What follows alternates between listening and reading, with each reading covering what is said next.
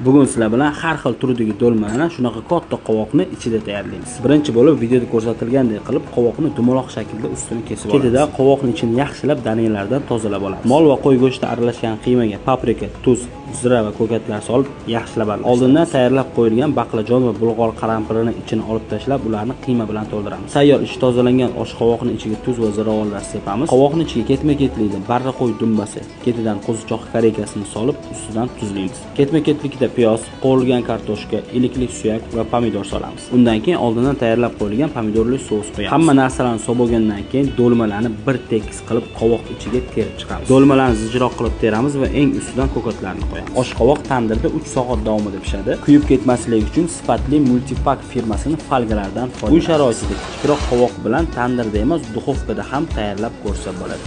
Qovoqni uncha xush ko'rmaydigan, lekin bu videoni ko'rayotgan odamlar ham aminmanki bir marta bo'lsa ham bu ovqatni yeb ko'rgisi keladi. Bizani birinchi marta kuzatayotgan bo'lsangiz, albatta Instagram sahifamizga obuna bo'lib qo'yinglar, chunki bundan ham qiziq videolar hal oldinda hammaga kattakon rahmat.